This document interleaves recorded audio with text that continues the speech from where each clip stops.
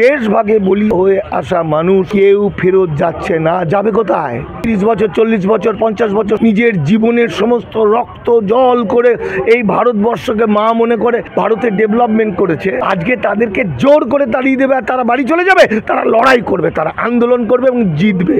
এই যে বেঈমানগুলো যে প্রচার করছে, মিথ্যা প্রচার করছে, আখেরে তাদের পাশে আর কেউ দাঁড়াবে না।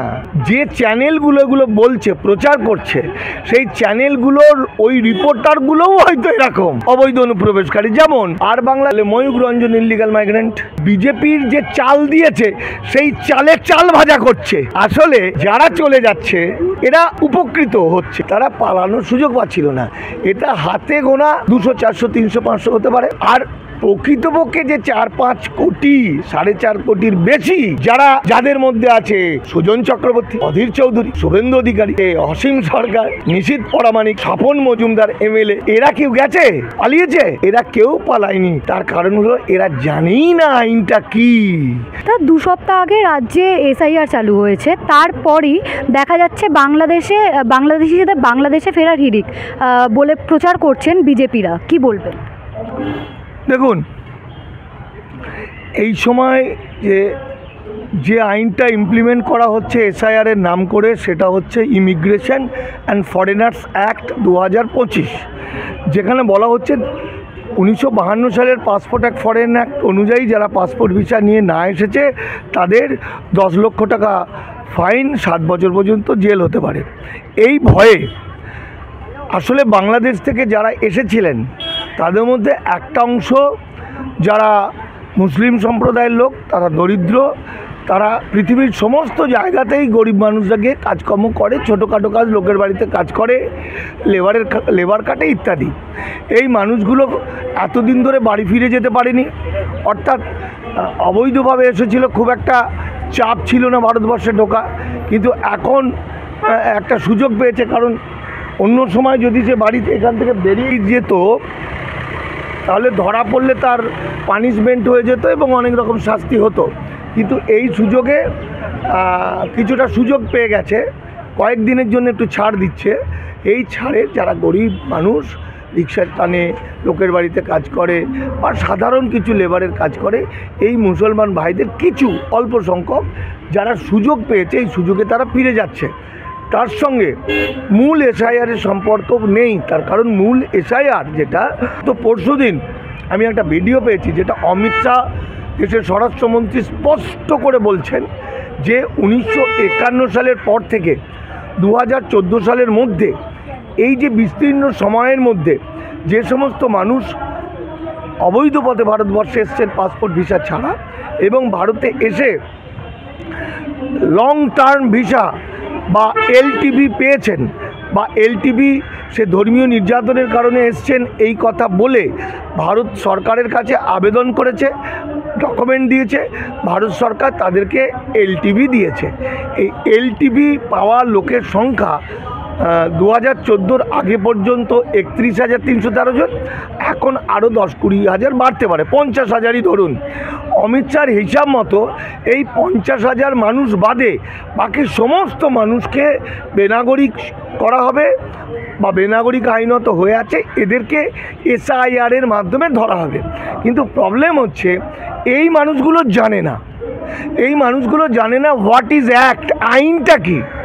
ফলে যে বিএলওরা এদেরকে স্বাক্ষর করাচ্ছে, যে পলিটিক্যাল দলগুলো বিভিন্ন জায়গায় ক্যাম্প খুলে প্রথম পাতায় ডিক্লারেশন নিচ্ছে, যে এসডিওরা, যে বিডিওরা ইমপ্লিমেন্ট করছে, যে এডিএম ইমপ্লিমেন্ট করছে, দেখা যাবে তাদের মধ্যেই অর্ধেকের কাছাকাছি হচ্ছে অমিত শাহের কথা অনুযায়ী, আইন অনুযায়ী অবৈধ অনুপ্রবেশকারী।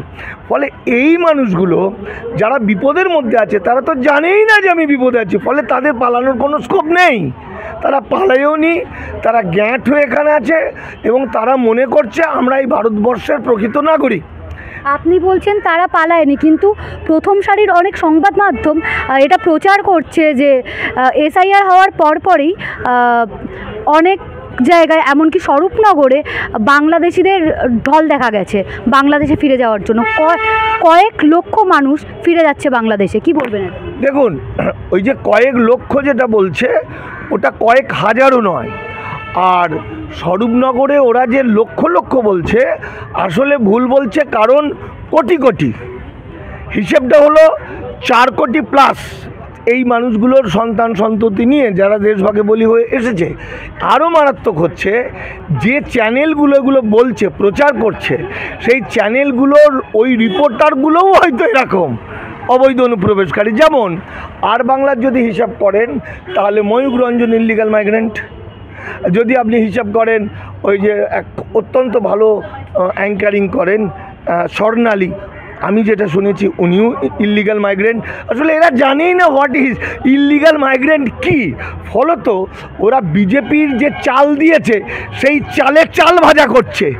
আসলে যারা চলে যাচ্ছে এরা উপকৃত হচ্ছে, কারণ তারা তো পালাতে পারছে না।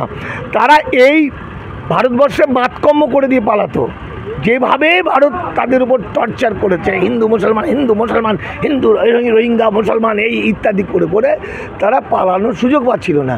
এটা হাতে গোনা 200 400 300 500 হতে পারে। আর প্রকৃতপক্ষে যে 4-5 কোটি, 4.5 কোটির বেশি যাদের মধ্যে আছে সুজন চক্রবর্তী, যাদের মধ্যে আছে অধীর চৌধুরী, যাদের মধ্যে আছে শুভেন্দু অধিকারী, যাদের মধ্যে আছে অসীম সরকার, নিশীথ পরামানিক, স্বপন মজুমদার এমএলএ, এরা কেউ গেছে পালিয়েছে? এরা কেউ পালায়নি। তার কারণ হলো এরা জানেই না আইনটা কী, ঠিক আছে? ফলত ওই যে ক্যানেস্তারা যারা পেটাচ্ছে রিপোর্টাররা, বুঝবে কুড়ি বেলা হলে বলে আমার একটা নাটক ছিল এক সময়, মানুষ চেয়ে ছাগলদামি বলে আমার একটা নাটক প্রচণ্ড সুপারহিট হয়েছিল। আপনারা তখন বাচ্চা, আজ থেকে 20-25 বছর আগে। ঠিক তখনই আমি আর একটা নাটক করেছিলাম, লিখেছিলাম বুঝবে কুড়ি বেলা হলে। অর্থাৎ যারা আজকে ক্যানেস্তারা পিটিয়ে উৎসাহ ওঠাচ্ছে যে বাংলাদেশিরা পালাচ্ছে, আসলে এদের ভবিষ্যৎটা কী এইটা নিয়ে আমরা চিন্তিত। অর্থাৎ এই যে মিথ্যা প্রোপাগান্ডা করে হিন্দু মুসলমানের বিভাজন করে বাংলাদেশকে খারাপ প্রতিপন্ন করে যা কিছু করা হচ্ছে, আসলে নিজেদের পায়ে নিজেরা কুড়ুল মারছে। বাস্তবিক কোনো বাংলাদেশ থেকে 51 সালের পর থেকে আজকে পর্যন্ত আসা, মানে দেশভাগে বলি হয়ে আসা মানুষ কেউ ফেরত যাচ্ছে না। যাবে কোথায়? 30 বছর 40 বছর 50 বছর 60 বছর 70 বছর ধরে নিজের জীবনের সমস্ত রক্ত জল করে এই ভারতবর্ষকে মা মনে করে ভারতের ডেভেলপমেন্ট করেছে। আজকে তাদেরকে জোর করে তাড়িয়ে দেবে আর তারা বাড়ি চলে যাবে? তারা লড়াই করবে, তারা আন্দোলন করবে এবং জিতবে। ফলে এই যে বেঈমানগুলো এই যে প্রচার করছে, মিথ্যা প্রচার করছে, আখেরে তাদের পাশে আর কেউ দাঁড়াবে না। এই যে রিপোর্টার বলুন, অ্যাঙ্কারিং বলুন, ময়ূখ রঞ্জন বলুক, এরা যেদিন ফেসে যাবে এদের পাশে কোনো লোক দাঁড়াবে না। কারণ বাস্তবিক এরা অবৈধ অনুপ্রবেশকারী। এই যে বলছে না যে অবৈধ অনুপ্রবেশকারীরা ভারতবর্ষের চাকরি খেয়ে নিচ্ছে, সত্যিই তো খেয়ে নিচ্ছে। আচ্ছা, চাকরিটা কি যে লোকটা বাংলাদেশ থেকে এসে রিক্সা চালায় সে খেয়ে নিচ্ছে? রিক্সা চালানোটা কি একটা চাকরি? আচ্ছা, লোকের বাড়িতে যে ঘর পরিষ্কার করে সেই চাকরিটা খেয়ে নিচ্ছে, আচ্ছা সেটা কি একটা চাকরি? আচ্ছা, গু পরিষ্কার করা, ড্রেন পরিষ্কার করা, এটা কি একটা চাকরি? চাকরি ওরা খাচ্ছে না। শ্রমজীবী মেহনতি মানুষ সারা পৃথিবীতে থাকতে পারে, সারা পৃথিবী তাদের জন্য অবারিত দ্বার হওয়া উচিত। চাকরিটা কারা খেয়ে নিচ্ছে? এই যে ময়ূখ রঞ্জন আর স্বর্ণালীর মতো শিক্ষিত মানুষরা, ওরা চাকরি না পেলে আমাদের এখানকার শিক্ষিত রিপোর্টাররা চাকরি পেত।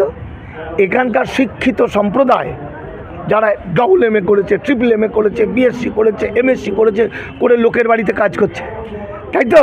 যারা এখনও চাকরি পায়নি তাদের চাকরিটা খেয়ে নিয়েছে। কারা খেয়ে নিয়েছে?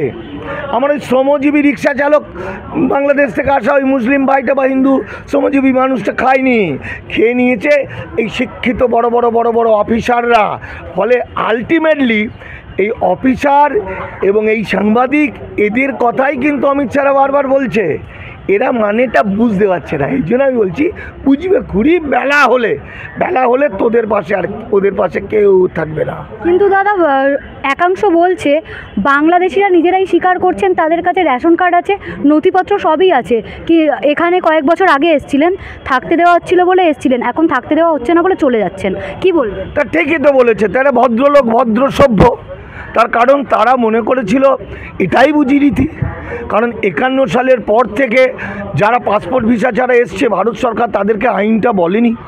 71 সালের মুক্তিযুদ্ধের পরে যারা এসেছে, ভারত সরকার তাদের আশ্রয় দিয়েছে, তারা শরণার্থী হিসাবে এসেছে আন্তর্জাতিক আইন অনুযায়ী, তারা ফেরত যায়নি। কেন তারা ফেরত যায়নি? রাজনৈতিক দলগুলো তাদেরকে ভোটের কাজে ব্যবহার করেছে, তারা ভোট বাক্স তৈরি করেছে, তারা ফেরত যায়নি। কিন্তু তারা যখন জানলো তখন তারা ফেরতও গেল না, তখন তারা আন্দোলনও করলো না। কিন্তু এই যে শ্রমজীবী মানুষ যাদের কথা আপনি বলছেন বাক্স পায়টা নিয়ে যাচ্ছে, তারা এতটাই ভদ্র সভ্য, তারা মনে করেছে ভারত ঢুকতে দিয়েছে তাই ঢুকেছিলাম, আজকে তাড়িয়ে দিচ্ছে তাই চলে যাচ্ছি। কি এসে যায়? শ্রমজীবী মানুষের কিচ্ছু এসে যায় না। সে খাটবে, খাবে, সে কারো খাদ্যতে ভাগ বসায় না, সে নিজে পরিশ্রম করে, নিজে কাজ করে, নিজে খাটে, নিজে খায়, গোটা পৃথিবীটা তার জন্য। ঠিক আছে দাদা, এসআইআর শেষ হলে মতুয়াদের কি অবস্থা হবে বলে আপনি মনে করেন? আমরা শুধু মতুয়া কথাটা বলছি না, এটা একটা প্রচার। দেখুন 1948 সালের 19শে জুলাইয়ের আগে থেকে যারা বাস করছে তারা ভারতের নাগরিক, আর 48 সালের পরে যারা এসেছেন পাসপোর্ট ভিসা নিয়ে বা বৈধ পথে এবং নাগরিকত্ব নিয়েছেন তারা নাগরিক, এছাড়া বাকিটাই আইনের চোখে বেনাগরিক। তাহলে মতুয়া কেন? মতুয়া যেমন আছে সেরকম রাজবংশী আছে, সেরকম পণ্ড ক্ষত্রিয় আছে, সেরকম মাইশ্য আছে, সেরকম সদ্গোপ আছে, সেখানে ব্রাহ্মণ আছে, সেরকম কায়েত আছে, সব মানুষই তো আছে। মানে নাগরিকত্ব বিষয় এবং অবৈধ অনুপ্রবেশকারী বিষয় বা শরণার্থী বিষয়, এখানে কোনো ধর্মবর্ণ নেই, আইনে সকলের জন্য সমান। কিন্তু যেহেতু মতুয়াটা আমরা কানে বারবার শুনেছি, মতুয়ারা আন্দোলন করেছে, তাই আমরা মনে করছি, আমরা চিন্তিত হয়ে পড়েছি মতুয়াদের জন্য। আমরা নিজের ছেলে মেয়ে বাঁচবে বলে কিন্তু চিন্তা করিনি। দেখবেন রাস্তাঘাটে বহুজন আছে টিভিতে বসে বসে বকর বকর করে, মতুয়াদের জন্য কেঁদে ভাসিয়ে দেয়। আসলে সে কিন্তু তার বাচ্চাটার জন্য কেঁদে ভাসাচ্ছে না, সেও ইললিগাল মাইগ্রেন্ট হয়তো, কিন্তু সে যদি তার বাচ্চাটার জন্য কেঁদে ভাসাতো তাহলে তার সন্তানটা ভবিষ্যতে অবৈধ অনুপ্রবেশকারী কৃতদাস হতো না। সে সন্তানকে বাঁচানোর জন্য লড়াই করতো, আন্দোলন করতো, পথে নামতো, আর মতুয়া করতো না।